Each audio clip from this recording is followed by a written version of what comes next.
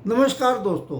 Lord's test ख़त्म हो गया है और किसी के हाथ तो हार्ट ब्रेक आना था और वो बदकिस्मती से भारत के हिस्से आया है। ये सांसें रोक देने वाला टेस्ट मैच था। इसी वजह से टेस्ट क्रिकेट आज तक जिंदा है कि इस तरीके के रोमांचक टेस्ट मैच खेले जाते हैं।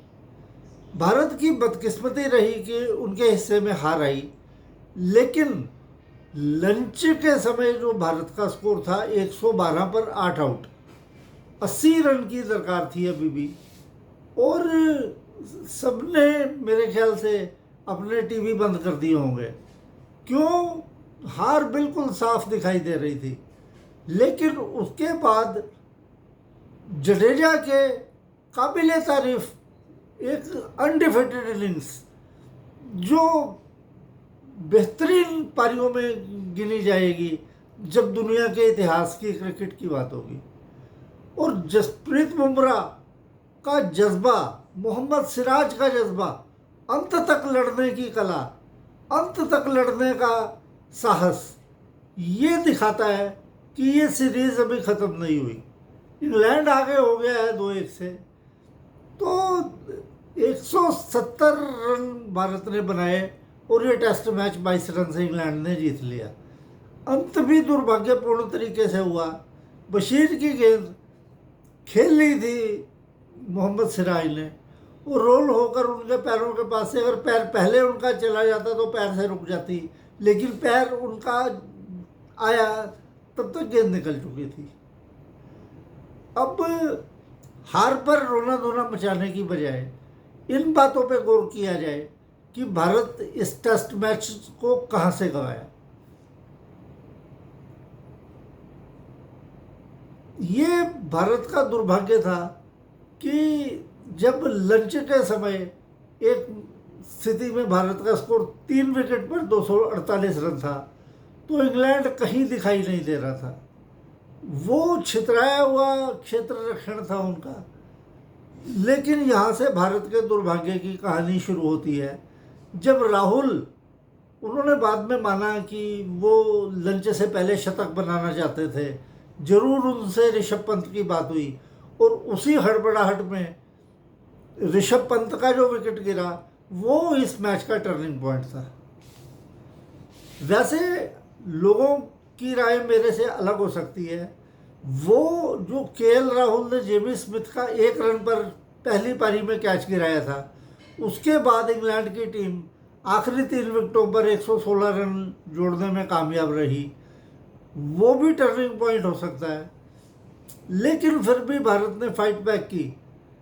तो लेकिन उसके बाद ये भारत का दुर्भाग्य शुरू हो गया कि जहां Bharat all over the park था, इंग्लैंड वाले लग रहा था खदेड़ दिए गए हैं, भारत, हम सोच रहे थे कि 125-150 तक की लीड लेगा, लेकिन वो ऋषभ पंत के रनआउट की वजह से भारत ऐसी स्थिति में फंस गया जहां से उनको अपने बचाव करने में, एक तो रन रेट डाउन हो गया ऋषभ पंत के आउट होने से, और उसके बाद क्योंकि राहुल के दिमाग में भी था कि उसकी गलती की वजह से ऋषभ पंत रन आउट हुआ है, 100 बनाने के बाद बशीर की बाहर की गेंद को बल्ले से दूर से खेल दिया उन्होंने और राहुल भी आउट हो गया।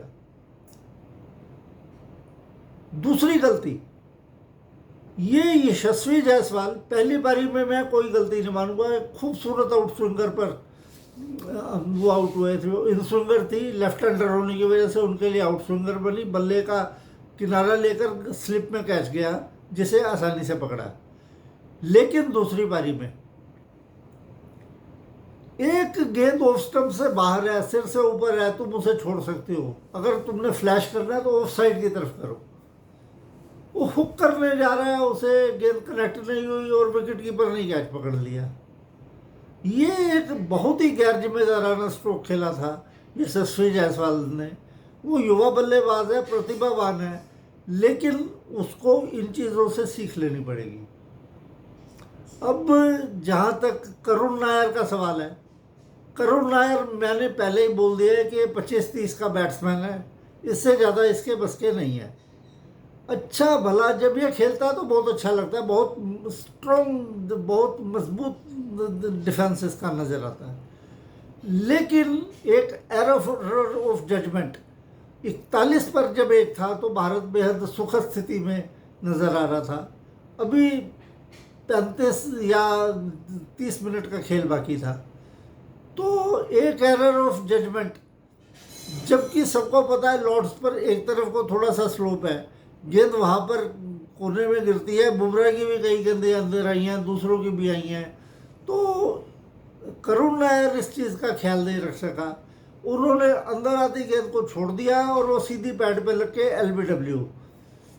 और शुभमन गिल के बारे में मैं क्या बताऊं, मुझे बड़े दुख के साथ कहना पड़ रहा है कि जिस तरीके से कल वो बैटिंग कर रहा था, पहली पारी में भी जो उसने खेला, पहली पारी में तो चलो फिर भी थोड़ा ठीक खेल रहा था, लेकिन कल आते ही कवर ड्राइव मारने की कोशिश, स्क्वायर कट करने की कोशिश, पीछे हटकर पता नहीं क्या कर रहा था, और अंत में LBW हो गया।